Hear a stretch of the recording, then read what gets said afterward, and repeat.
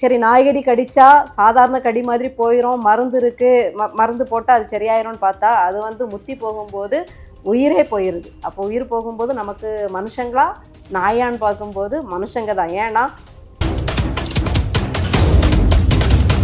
இதில் உட்காந்துக்கிட்டு ஒவ்வொரு ஊடகத்துலேயும் அதுக்கு கொடி பிடிக்கிறவங்க பேசுகிற கருத்துக்கள் எரிச்சலை ஊட்டுது.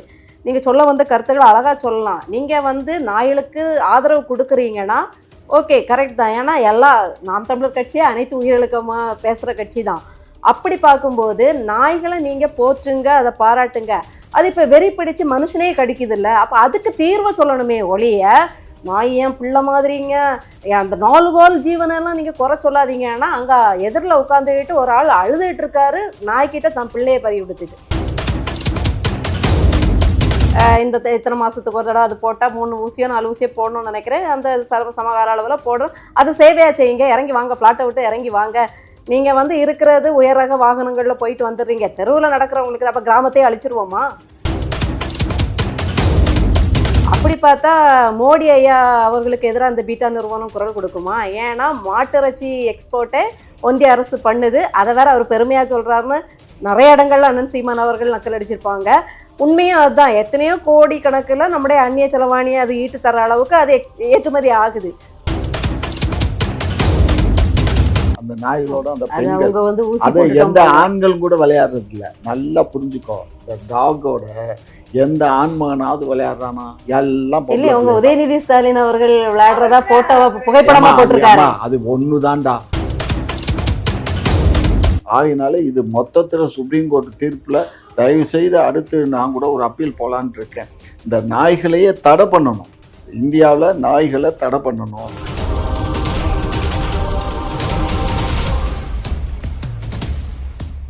குக்கு செய்தி நேயர்களுக்கு வணக்கம். நான் உங்க தீபிகா. இன்றைய நிகழ்ச்சியில நம்ம என்ன பார்க்க போறோம் அப்படின்னு பாத்தீங்கன்னா, சமீப காலமா தெரு நாய்களால மக்கள் வந்து அச்சுறுத்தலுக்கு ஆளாகிறதா ஒரு கருத்து இருக்கு. ஸோ இதை குறித்து பேசுறதுக்காக நம்முடன் இணைந்திருக்கிறார்கள் காமாட்சி நாயுடு அவர்கள் மற்றும் குளோரி அவர்கள். வணக்கம். இப்போ சமீப காலமா பாத்தீங்க அப்படின்னா, தமிழகத்துல தெருநாய்களால மக்கள் வந்து ரொம்பவே பாதிக்கப்படுறாங்க அப்படின்ற ஒரு கருத்து இருக்கு. இந்த கருத்தை பத்தி நீங்க என்ன நினைக்கிறீங்க? கண்டிப்பாக நிறைய காணொளி பார்க்கும்போது ரொம்ப கஷ்டமாக இருக்குது. குழந்தைங்க, பெரியவங்க எல்லாருமே நாய்களால் பாதிக்கப்படுறாங்க. முன்னாடி கிராமங்களில், நான் கிராமத்தில் வளர்ந்த பொண்ணுங்கிறனால நல்லாவே தெரியும், நாய்கள் வந்து அது பாட்டுக்கு போயிட்டு வரும். பெருசாக இப்போ நான் ரொம்ப பயப்படுவேன், ஆனால் அதிகமாக யாரும் பயப்பட மாட்டாங்க. அது ஒரு பிள்ளை மாதிரி பார்ப்பாங்க. அதுவும் இந்த வீட்டுக்கு தான் உரிமையாளர் அப்படின்லாம் கிடையாது. அது பாட்டுக்கு சகஜமாக வாசலில் வீட்டுக்குள்ளே அதிகமாக வரவிட மாட்டாங்க, ஆனால் சாப்பாடு வைப்பாங்க. இப்போ அது எல்லாருக்கும் செல்ல பிள்ளையா அப்படி போகும். எனக்கு தெரிஞ்சு எங்கள் கிராமத்தில் நாய்கடி நான் கேள்விப்படவில்லை. எங்கேயோ கேள்விப்படுவோம், அப்போ நாய் மாதிரி குறைப்பாங்கம்பாங்க, அதை பார்த்தே பயம் வரும், அதெல்லாம் வேறு விஷயம். ஆனால் இன்றைக்கி பார்த்தீங்கன்னா தெருவுக்கு தெரு வந்து குழந்தைங்க பலிகடா ஆகுறாங்க. சரி, நாய்கடி கடிச்சா சாதாரண கடி மாதிரி போயிடும், மருந்து இருக்கு, மருந்து போட்டால் அது சரியாயிரும்னு பார்த்தா அது வந்து முத்தி போகும்போது உயிரே போயிடுது. அப்போ உயிர் போகும்போது நமக்கு மனுஷங்களா நாயான்னு பார்க்கும்போது மனுஷங்க தான். ஏன்னா மனுஷனுக்காக படைக்கப்பட்டவைகள் தான் இந்த இயற்கை வளங்களும் இந்த உயிர்களுமே தவிர இந்த நாய்க்காக மனுஷன் கிடையாது. இப்போ இன்னொரு கருத்துமே இருக்கு, தெரு நாய்கள் வந்து ரொம்ப பாவம், அதுகிட்ட நம்ம கரெக்டான முறையில நடந்துக்கிட்டா இந்த மாதிரியான விஷயங்கள்லாம் வந்து நடக்காது.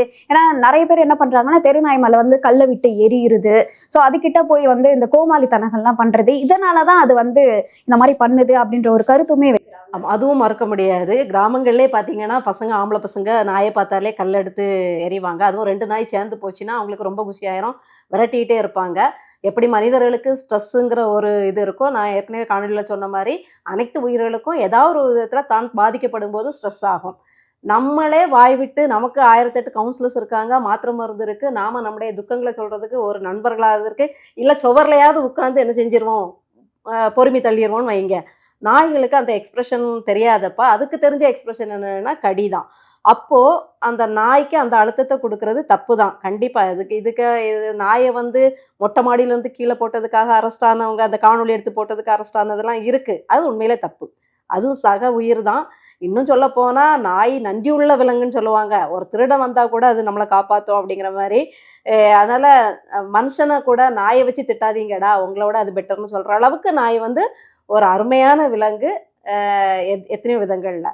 ஆனா அதுவே ஒரு கட்டத்துல வந்து வெறியாகி ஒரு நோயை பரப்பி நம்முடைய குழந்தைகளையும் நம்ம வீட்டு ஆட்களையும் அது கொல்லோம்னா நாயா நம்மளான்னு பார்க்கும்போது கண்டிப்பா நாம தான் அப்படின்னா அதுக்கு கண்டிப்பா ஏதாவது ஒரு இது எடுத்தாகணும். இதுல உட்காந்துக்கிட்டு ஒவ்வொரு ஊடகத்திலையும் அதுக்கு கொடி பிடிக்கிறவங்க பேசுற கருத்துக்கள் எரிச்சலை ஊட்டுது.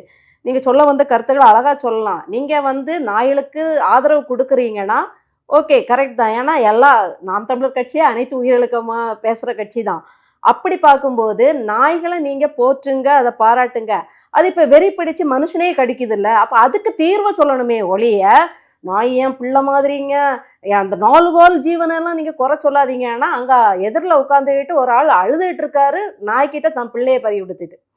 அப்போ உங்களுக்கு இந்த உணர்வை விட நாயின் உணர்வு பெருசுன்னா இந்த மகாஜனங்கள்லாம் வீட்டுல கொண்டு போய் அப்போ அதை வளர்த்து அதுக்கு கம்ஃபர்ட் கொடுக்கணும். அது பார்க்க மாட்டேங்கிறாங்க, நாய்க்கு கம்ஃபர்ட் கொடுக்கணும். அது தன்னுடைய இயல்பான ஒரு வாழ்வை பறி கொடுத்துட்டு தான் அது என்ன செய்யுது, இந்த அழுத்தத்துக்காகுது, இந்த நோய்க்கு ஆளாகுது.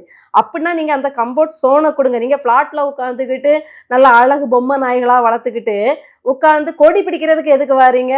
தெருக்கு வர ஒரு அட்டென்ஷன் சீக்கிங்காக தான் அதை பார்க்க முடியுதே தவிர பெருசாலாம் நம்ம வந்து இவங்க சொல்றதுல அட்ராக்டெல்லாம் ஆக முடியாது. இதை பத்தி உங்களோட கருத்து ஐயா? ஆமாம், நாங்கள்லாம் சிறு குழந்தையில் ஏறக்குறைய ஒரு 70 ஆண்டுகளுக்கு முன்னாடி பின்னோக்கி போய் பார்த்தோம்னா அப்போ எல்லாம் நாய்கள்லாம் வந்து தெருக்கல்ல எல்லாம் நாய்கள் இருக்காது. அங்கே தோட்டங்களில் காடுகள் தோட்டங்களில் நாய் வளர்ப்போம். அதே மாதிரி வேட்டைக்கு போவாங்க. இப்போ எல்லாம் வேட்டைக்கு போகிறது தடை உத்தரவு பண்ணப்பட்டது. அப்போ எல்லாம் வந்து வேட்டை நாயின்னு பேர், அதுக்கு வேட்டை நாயின்னு பேர். அவங்க அதை வளர்ப்பாங்க. வளைச்சி நரியை பிடிக்கிறதுக்கு முயல் பிடிக்கிறதுக்கு இந்த மாதிரிகளுக்கெல்லாம் ட்ரைனிங் கொடுத்து அந்த நாய்களை வச்சு பண்ணுவாங்க. அதுக்கு கொஞ்சம் முன்னாடி போய் பார்த்தோம்னா இந்த சிப்பிப்பாறை ராஜபாளையங்கிற ஒரு 2 விதமான நாய்கள் இருக்கும். அது எதுக்காக, அது வடநாட்டிலேருந்து கொண்டு வரப்பட்ட நாய்கள். அது வந்து போர்க்காலத்தில் போருக்கு இது மாதிரி சிப்பாய்கள் மாதிரி அந்த நாய்களை உபயோகப்படுத்தியிருக்காங்க. அந்த நாய்களுக்கு ட்ரைனிங் கொடுத்து எதிரி நாட்டு படை வீரர்களை கடிச்சு கொதறி துவேஷம் செய்கிறதுக்கு அந்த நாய்களுக்கு ட்ரைனிங் கொடுத்து அந்த நாய்களை வச்சு பண்ணியிருக்காங்க. அதெல்லாம் படிக்கும்போது நான் ஹிஸ்ட்ரி படித்ததுனால அதெல்லாம் நான் படிச்சிருக்கேன். ரொம்ப கொடுமையாக இருக்கும், கொடூரமாக இருக்கும். அப்படியே பீஸாக இழுத்துருமா கடிச்சு அந்த நாய்கள். அப்படிப்பட்ட நாய்கள் தான் இந்த ராஜபாளையமும் சிப்பிப்பாறைங்கிற அந்த இது. இப்பயும் பார்த்தீங்கன்னா நல்ல இவ்வளோ உயரம் இருக்கும், கண்ணுக்குட்டி மாதிரி இருக்கும். அது வயிறெல்லாம் ஒட்டி போயிருக்கும். அது ரொம்ப கடுமையாக இருக்கும். ஆனால் அந்த நாய்கள்லாம் வெளியில் தெருக்கல்ல விட மாட்டாங்க. இப்பயும் வளர்க்குறாங்க. அவங்க அந்த வேட்டைக்கு போகிறதுக்கு அல்லது தோட்டங்களில் பாதுகாப்பு அதுக்கு தான் வச்சுருக்காங்க. அதில் என்னென்னா மலை பிரதேசங்களில் நிறைய இருக்கும். இப்போ கொடைக்கானல் மேற்கு தொடர்ச்சி மலைகள் எல்லாம் வந்து பெரிய நிலங்களாக இருக்கும். இப்போ எங்கள் நிலங்கள்லேயும் நாங்கள் அது மாதிரி தான் ஒரு 4-5 நாய் வளர்த்துட்டு இருந்தோம். அதை வந்து அதை கடைசியில் கொன்னும் விட்டானுங்க. என்ன பண்ணிட்டானுங்கன்னா, வெங்காய வெடி இருக்குல்ல, வெங்காய வெடியில் ஜவ்வு இருக்குல்ல, ஆட்டு ஜவ்வு, அதை சுற்றி போட்டு அதை கடிக்க விட்டு அது பூரா பேத்துட்டு போயிடுச்சு. அந்த மாதிரி எங்கள் நாய்கள்லாம் செத்து போச்சு. அதுக்கப்புறம் நாங்கள் நாய் வளர்க்குறதே விட்டுட்டு மின்சார வேலி போட்டோம். சரியா? அது மாதிரி காலங்களில் நாய் அதுக்கு தான் காவலுக்கு தான் வச்சோம் அந்த காலத்தில். அது கடைசியாக வீட்டு காவலுக்கு உபயோகப்படும் சொல்லி வீட்டில் வளர்க்க ஆரம்பித்தாங்க. அது வீட்டில் வளர்க்க ஆரம்பித்தது என்னாச்சுன்னா, ஒரு நாய் இருந்துச்சுன்னா அது ஒரு பெண் நாயோ ஆண் நாயோ சேர்ந்துருச்சுன்னா அது ஒரு 10 குட்டி 8 குட்டி 10 குட்டி போட்டுரும். இந்த 8 குட்டி 10 குட்டியை இவங்க தெரிஞ்சவங்களுக்கு 1-2 கொடுப்பாங்க. அப்படி இல்லைன்னா அது தெருக்குள்ள தான் போய் தெரியும். சரியா? இந்த மாதிரி பெருத்து போய் இன்னைக்கு எந்த அளவுக்கு மனிதர்கள், இன்னைக்கு நம்ம மனிதர்கள் வந்து எவ்வளோ இருக்கோம், 142 கோடி இருக்கோம். இந்த 142 கோடியில் 100 கோடி குறையாமல் இருக்கு நாய். இந்த 100 கோடி நாயை என்ன பண்ணுறது? கார்பரேஷனில் பிடிச்சி அதுக்கு இனவிருத்தி பண்ணக்கூடாதுன்னு இன்ஜெக்ஷன் போடுறோம். அதுக்கு இங்கே இருக்கக்கூடிய எதிர்கட்சி பூரா என்ன கூப்பாடு போடுது, அதுக்கு போட்டதுக்கு இத்தனை கோடியா அத்தனை கோடியான்னு சொல்லி அது வேற பேசுகிறாங்க. என்ன பண்ண சொல்கிறீங்க? இந்த நாய்களை வந்து இந்த பீட்டா அமைப்புங்கிறத அந்த அமைப்பை நம்ம தமிழ்நாட்டில் இருக்கக்கூடாது. சட்டப்படி அதை கேன்சல் பண்ணி. ஏன்னா மாடு தழுவுதல்ங்கிறது வந்து காலங்காலமாக நான் பிறக்கிறதுக்கு முன்னாடி எங்கள் முப்பாட்டன் காலத்துக்கு முன்னாடி இருந்தே இருக்குது மாடு தழுவுதல். அதை வந்து எப்போயா ஒரு விளையாட்டு, வீர விளையாட்டாக தான் வச்சுக்கிட்டு இருந்தாங்க. அந்த விளையாட்டை பண்ணக்கூடாதுன்னு சொல்லி தடை உத்தரவு வாங்கின புண்ணியவாளனுங்க இவனுங்க. அதுக்கப்புறம் தான் நம்ம மெரினாலெல்லாம் உங்களுக்கு தெரியும், பெரிய கூட்டங்கள் போட்டு அதுக்கப்புறம் நம்ம இவர் ஓபிஎஸ் சீஃப் மினிஸ்டர் இருந்த காலத்தில் கொஞ்சம் அதை போய் டெல்லியில் போய் சுப்ரீம் கோர்ட்டில் போட்டு ஒரு ஆர்டர் வாங்கி மறுபடியும் இப்போ நம்ம நடத்திக்கிட்டு இருக்கோம். அதனால மாடுகளுக்கு எந்த பாதிப்பும் இல்லை. அந்த மாடுகளை பிடிக்கிறவனுங்களுக்கு தான் பாதிப்பு ஏற்படுது. சரியா? அது மாதிரி நாய்க்கு பாதிப்பு இல்லை. நாய் கடிச்ச மனிதர்களுக்கு தான் பாதிப்பு. இது தெரியாம நீயா நானால உட்காந்துக்கிட்டு கதை பேசிட்டு உட்காந்துருக்காங்க. இப்போ இந்த டாக் லவர்ஸ் என்ன சொல்றாங்க அப்படின்னா, இது வந்து அரசாங்கம் வந்து நாய்கள்லாம் எடுத்து அதை பராமரிச்சு சரியான முறையில வந்து விடணும் அப்படின்னு சொல்லி எல்லாம் சொல்றாங்க. அதை பராமரிக்கணும்னு சொல்றாங்க. ஏற்கனவே அதாவது அரசாங்கம் பராமரிக்கிற நிறைய விஷயங்கள் எனக்கு தெரியும். நான் அந்த களத்தில் இருந்துட்டு வந்தனால சொல்கிறேன். ஏற்கனவே அரசு விடுதிகளில் புளிச்சோறு தான் கிடைக்கும். ஏற்கனவே அரசு விடுதிகளில் டாய்லெட் கழுவ மாட்டாங்க, வழுக்கி விழுந்து சாகணும். ஏற்கனவே அரசு விடுதிகளில் ரசம் மாதிரி தான் சாம்பார் கிடைக்கும். இப்படி ஏற்கனவே அரசு மக்களை பாதுகாக்கிற லட்சணமே தலைகளாக இருக்குது. இதுக்கடையில் நாயை பார்க்க சொன்னீங்கன்னா நாய்க்கு இன்னும் புதுசாக ஏதாவது வெறி பிடிக்க போகுதுன்னு தான் நம்ம சொல்லணும். அரசாங்கம் பாதுகாக்கிறது கண்டிப்பாக பண்ணணும், அதில் நம்ம மாற்று கருத்தில். ஆனால் அதோட லட்சணத்தை தான் நான் இவ்வளோ நேரம் சொன்னேன்.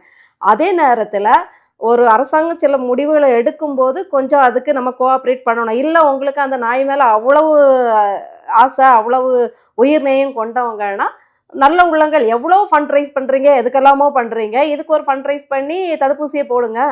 அதுக்கு அந்த நோய் பாதிக்காத அளவுக்கு கரெக்டாக டேக் போட்டு இந்த இத்தனை மாதத்துக்கு ஒரு தடவை அது போட்டால் 3 ஊசியோ 4 ஊசியோ போடணும்னு நினைக்கிறேன். அந்த சமகால அளவில் போடுறோம். அது சேவையாக செய்யுங்க. இறங்கி வாங்க, ஃப்ளாட்டை விட்டு இறங்கி வாங்க.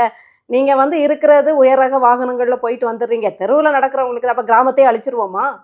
இல்லை மக்கள் பெருங்கூட்டமாக நடந்து போகிற சாலைகளை அடைச்சிருவோமா?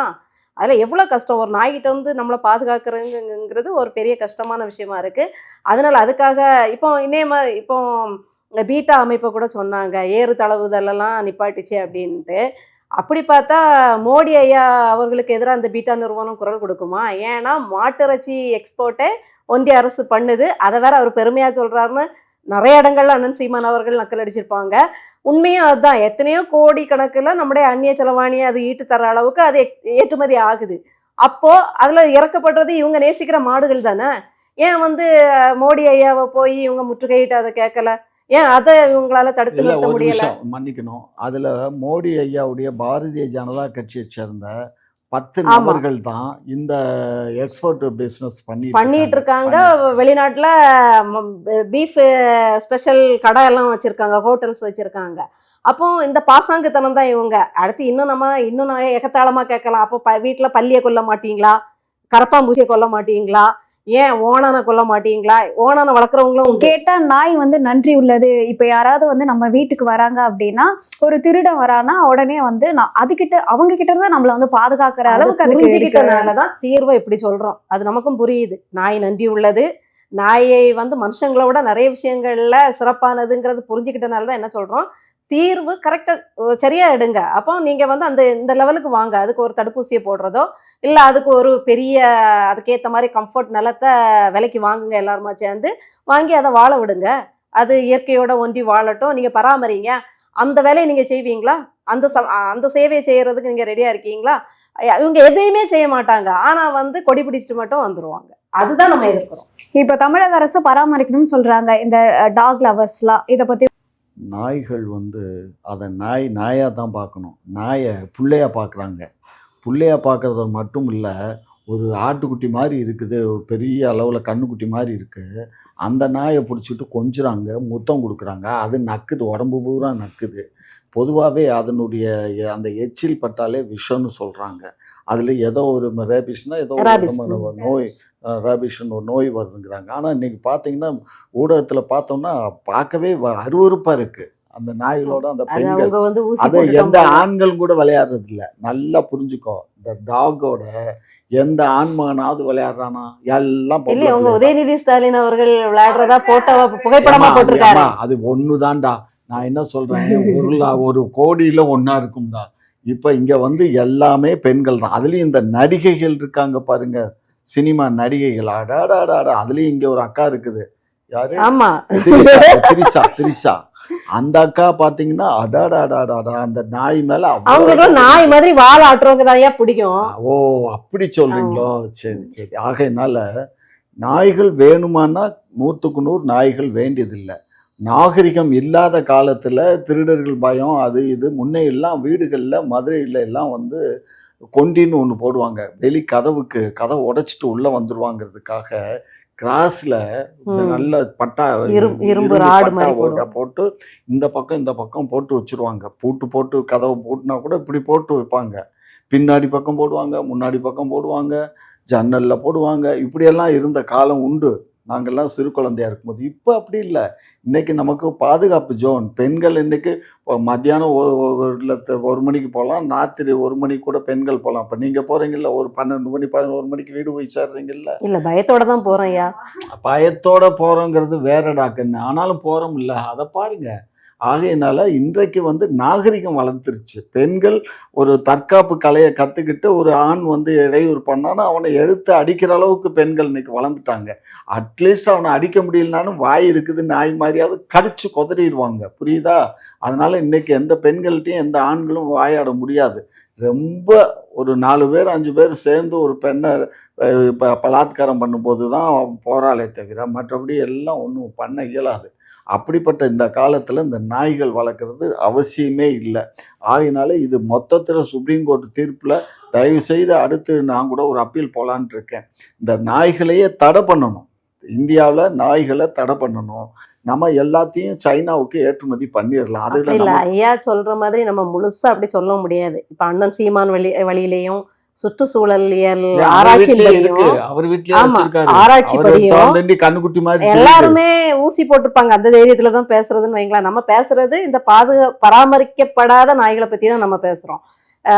சுற்றுச்சூழல் ஆராய்ச்சியின்படியும் எல்லா உயிர்களும் உணவு பின்னல் அந்த உயிர் சூழல்னு பார்த்தீங்கன்னா ஒண்ணு சார்ந்து தான் வரும். எப்படி அண்ணன் அடிக்கடி பேசுவாங்க, இன்னைக்கு கொசு பெருக்கத்துக்கு காரணம் குளங்குட்டை இல்லை, தவளை இல்லை, அதனால கொசு பெருகுது அப்படின்னு சொல்லுவாங்க. இயற்கை செடி கொடிகள் இல்லாத அதுல வரக்கூடிய இதனால இந்த ஏற்ற இறக்கங்கள் எல்லாம் வருது. அதே மாதிரி இப்ப நாய் நீங்க ஐயா சொல்ற மாதிரி முற்றிலுமா அது ஒளிஞ்சு போச்சுன்னா எலி தொல்ல ஆரம்பிக்கும். எலியால பிளேக் ஒரு காலத்துல மும்பை நகரங்கள் ஏம்மா, குஜராத்ல பூனையை கண்டு எலியை கண்டு பூனை பயந்து ஓடுதுமா? நீ வேற, நீ என்ன அந்த பூனைகிட்டயும் அதே காலத்துல கிருமி இருக்குன்னு சொல்லப்படுது. இப்ப ஒரு காணொளியில பார்த்தே பூனை ஆமா, கடிச்சுமே இறந்திருக்காங்க. அப்போ ராபிஸ்ங்கிறது நாய் மட்டும் இல்ல, மிருகங்களுக்குன்னு மிருகங்கள் குரங்கு எல்லாம் கிட்ட இருக்கிறதா கேள்விப்பட்டிருக்கேன். அப்போ இது இருக்கு ஒரு இருக்கு. விலங்குகள்கிட்ட இருக்கக்கூடிய ஒரு நோய்.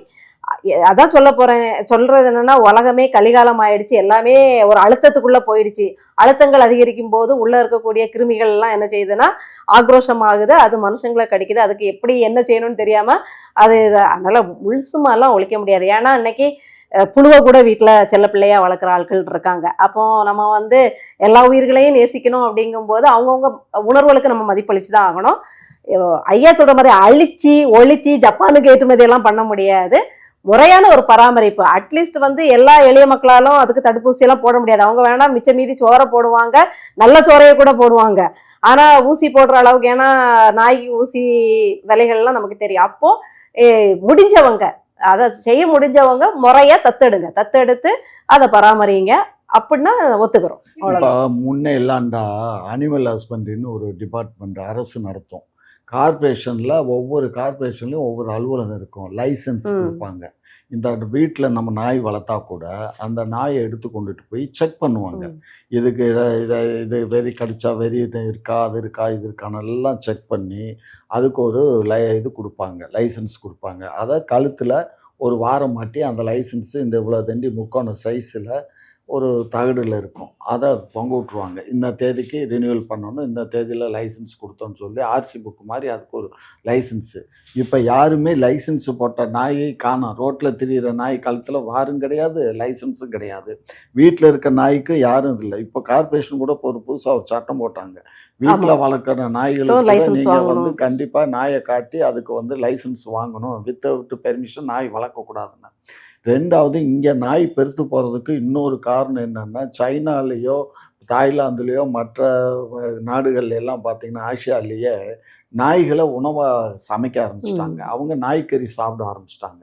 ஸோ அங்கே நாய்க்கறி சாப்பிட்றதுனால அங்கே நாய்களுக்கு தொந்தரவு இல்லை. சரியா? இங்கேயே பல கடைகள்ல நாய்கறி போடுறாங்கன்னு ஒரு பரவலான பேச்சும் இருக்கு. பண்ணி வரதாலும் பண்றாங்க. இருக்கலாம். நமக்கு அது தெரியாது, அதனால அதுவும் இருக்கலாம். ஸோ ஆனால் அப்படி இங்கே இலைமறைவு காய்மறைவாக நடக்கிறதுனால முடியாது. இன்றைக்கி இங்கேருந்து நான் என் வீட்டுக்கு போனேன்னா நான் போகிற வழியிலே ஒரு 200 நாயை பார்க்குறேன். 200 மக்களை பார்க்கல, 10 மக்களை பார்த்தா 200 நாயை பார்க்குறேன். மக்கள் தொகையை காட்டிலும் நாய் தொகை ஜாஸ்தி ஆகி போச்சு, தெரு நாய்க்கள். அப்போ இந்த தெரு நாய்க்களை யார் வளர்த்து வெளியில் விட்றாங்களோ அவங்களுக்கு பனிஷ்மெண்ட் கொடுக்கணும். வீட்டுக்குள்ளே அப்படி இல்லை தெருவில் வளர்க்குறியா, அதுக்கு கொண்டு போய் முறைப்படி கார்பரேஷனில் கொடுத்து ஊசியை போட்டு லைசன்ஸை வாங்கு. அப்படி இல்லையா நீ அதுக்கு இந்த பீட்டா அமைப்பை கூப்பிட்டு நீ பிடிச்சி எடுத்துட்டு ஒன்று பீட்டா அமைப்பு நீ எடுத்துகிட்டு போ, நீ எடுத்துகிட்டு போய் வளர்த்துக்கோ. இதுக்கு யார் தலைவி? அந்த மாதிரி தான் திரிசா தான் இதுக்கு தலைவியாம்மா. அப்படியா? தெரில, அம்பாசிடரோ தெரில. அம்பாசிடர் அந்த மாதிரி தான் அம்பாசிடரு. ஸோ அதனால அந்த அம்மா வீட்டில் கொண்டு விட்டுறலாம். நம்ம நடிச்சு எவ்வளோ பெரிய பங்களாவில் இருக்கீங்க, நல்லா கம்ஃபர்ட்டாக வளர்க்கலாம். அதுக்கு பக்கத்தில் அவங்க நண்பர் பங்களா இருக்குது, அதில் கூட விட்டுறலாம். சரியா? ஆகையினால நாய்கள் வளர்ப்பது தேவை 100க்கு 100 இல்லை. அது நாகரிகம் வளராத காலத்தில் நமக்கு அது தேவைப்பட்டது. இன்றைக்கு காவல்துறை இருக்குது, மனிதன் அவனவனை செல்ஃப் டிஃபென்ஸில் வளர்ந்துட்டோம். ஆகையினால நாய்கள் தேவையில்லை அப்படிங்கிறது என்னுடைய கொள்கை. என்னை பொறுத்த வரைக்கும் உயிர்கள் எதையுமே நம்ம தேவையில்லைன்னு சொல்ல முடியாது. இயற்கை நமக்கு அளித்த கொடைகளில் எல்லா உயிர்களும் ஒன்று. முறைப்படுத்தணும், அவ்வளோதான். பராமரிக்கணும் ஒழுங்கா. அதுக்கு தீர்வு என்னன்னு நல்ல தீர்வை நோக்கி எட்டணுமே தவிர, மனிதனுக்கே சாப்பாடு கிடைக்காத காலத்தில் எங்கம்மா இதுகளுக்கு போய் ஊசி போடுறதுக்கு எங்கே போய் காசு பணத்துக்கு எங்கே போகிறது? இப்போ எத்தனை கோடி, 22 கோடி ரூபா செலவு பண்ணியிருக்கு கார்பரேஷன் இந்த நாய்களுக்கு ஊசி போடுறதுக்கு. இந்த 22 கோடி ரூபா இருந்தால் என்னென்னமோ நம்ம பண்ணியிருக்கலாம். ஏழை எளிய மக்களுக்கு ஒரு நேரம் உணவாவது அம்மா உணவகத்தில் போடலாம். இதெல்லாம் தேவையில்லாத வேலையை அப்படியே போட்டு விட்டோம்னு வச்சுக்கோ, எவ்வளோ நாளைக்கு தாங்கும்? இப்போ ஓடி ஒதுக்குறாங்க ஐயா, அதே மனுஷங்களுக்கு அவங்க செலவழிக்கல. இல்லடா கண்ணு, நீங்க தப்பா பேசுறீங்க. ஒதுக்குறதோட முடிஞ்சிருது. இங்க பாருங்க, உங்க தலைவரும் சரி, நீங்க அவரை கூட ஃபாலோ பண்றக்கூடியவங்க எல்லாருமே ஈசா மையம் மாதிரி ஒரு தப்பான கண்ணோட்டத்திலே தப்பா தான் போயிட்டு இருக்கீங்க. ஈசா மையத்தையே தப்பா தான் பாக்குறோம். இயற்கையை அழிச்சு வழித்தோன்றல்கள் தான் திரு சீமானுடைய இல்லையா? இல்லைன்னா ரொம்ப சந்தோஷம். கண்டிப்பா அப்படி கிடையாது. நாங்க அந்த இயற்கையை அழிச்சு ஆரம்பிச்ச அந்த ஈஷா மையத்தையே எதிர்க்கதான் செய்யறோம். அது ஒரு மனித மூளையை ஒரு மாதிரி ஒரு மிஸ்தரிசம் பண்ணி ஆட்டுவிக்கிற ஒரு இடமா தான் பாக்குறோம். அவர் மேலேயே அவ்வளவு முரண்பாடுகள் இருக்கு. என்ன சரி, அப்படி இருக்குன்னா இந்த ஆட்சியாளர்கள் போய் அதை ஒரு ரெய்டு நடத்தி என்னையாதுன்னு கண்டுபிடி உள்ளே போக மாட்டாங்க. ஏமா இவங்களே இப்ப சீமான் மந்திரிச்சு விட்ட மாதிரி தான் பேசிக்கிட்டு இருக்காங்க. இல்ல அவர் உண்மையை தான் பேசுறாரு. உண்மையை பேசுறாரா? சரி, எங்கிட்டாவது உண்மையை பேசுங்க. இந்த நாட்டுக்கு சீக்கிரமா முதலமைச்சரா வர சொல்லுங்க. உங்கள் ஆசைகள் படியே நடக்கட்டும். சரி, ரொம்ப நன்றி.